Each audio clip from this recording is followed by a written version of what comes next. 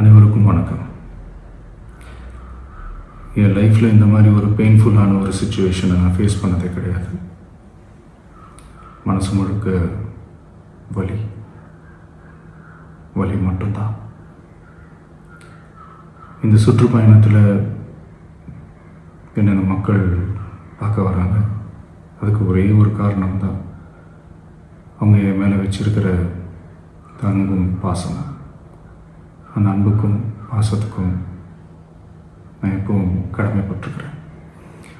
அதனால தான் இந்த சுற்றுப்பயணத்தில் மற்ற எல்லா விஷயங்களையும் தாண்டி மக்களுடைய சேஃப்டி, அதில் எந்த காம்ப்ரமைஸும் பண்ணிடக்கூடாதுன்றதுக்காக தான் அது என் மனசில் ரொம்ப ஆழமாக இருக்கும் அந்த எண்ணம்.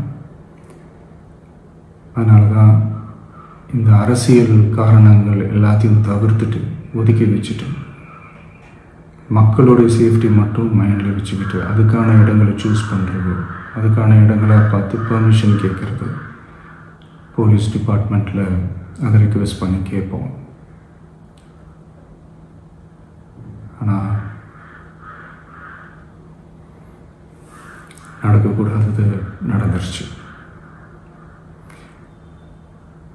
ஆனால் மனுஷன் தானே, அந்த நேரத்தில் அத்தனை பேர் பாதிக்கப்பட்டு இருக்கும்போது எப்படி அந்த ஊரை விட்டுட்டு என்னால் கிளம்பி வர முடியும்?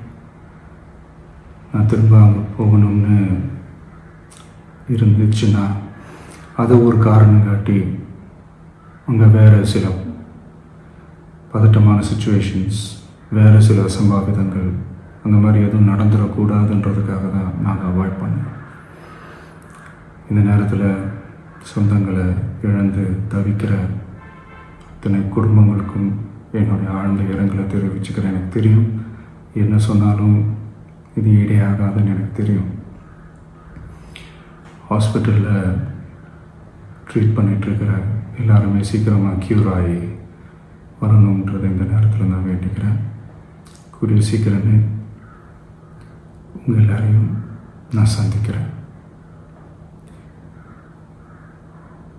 இந்த நேரத்தில் எங்களுடைய வலிகளை, எங்களுடைய நிலைமையை புரிஞ்சுக்கிட்டு எங்களுக்காக பேசின அரசியல் கட்சிகளை சார்ந்த நண்பர்கள், தலைவர்கள் அனைவருக்கும் என்னுடைய நன்றியை தெரிவிச்சுக்கிறேன். கிட்டத்தட்ட ஒரு 5 மாவட்டத்துக்கு பிரச்சாரத்துக்கு போனோம். இந்த மாதிரி எதுவுமே நடக்கல. ஆனால் கரூரில் மட்டும் ஏன் எப்படி நடக்குது, எப்படி நடக்குது? மக்களுக்கு எல்லா உண்மையும் தெரியும். மக்கள் எல்லாத்தையும் பார்த்துக்கிட்டு இருக்கிறாங்க. கரூரை சேர்ந்த அந்த மக்கள் அந்த உண்மையெல்லாம் வெளியில் சொல்லும்போது எனக்கு கடவுளே நேரில் வந்து இறங்கி அந்த உண்மைகள்லாம் சொல்கிற மாதிரி எனக்கு தோணுச்சு. சீக்கிரமே எல்லா உண்மைகளும் வெளியில் வரும்.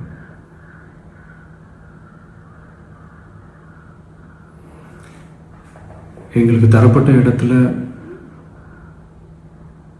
நாங்கள் போய் அந்த ஸ்பாட்டில் நின்று நாங்கள் பேசிட்டு வந்தோம். அதை தாண்டி எந்த தவறும் எங்கள் சைடில் நாங்கள் எதுவுமே செய்யலை. பட் இருந்தாலும் எங்கள் கட்சியை சேர்ந்த நிர்வாகிகள், தோழர்கள் மேலே எஃப்ஐஆர், அது மட்டும் இல்லை சோஷியல் மீடியாவை சேர்ந்த நண்பர்கள், தோழர்கள் அவங்க மேலே எஃப்ஐஆர்லாம் போட்டு இப்போ பிடிச்சிக்கிட்டு இருக்கிறாங்க.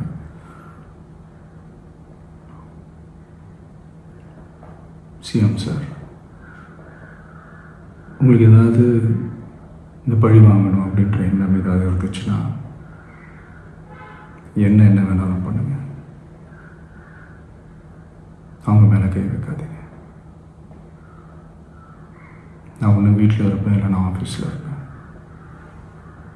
என்ன வேணாலும் செய்யுங்க. நண்பர்களே, தோழர்களே, நம்மளோட அரசியல் பயணம் இன்னும் ஸ்ட்ராங்காக, இன்னும் தைரியத்தோட கண்டினியூ ஆகும்.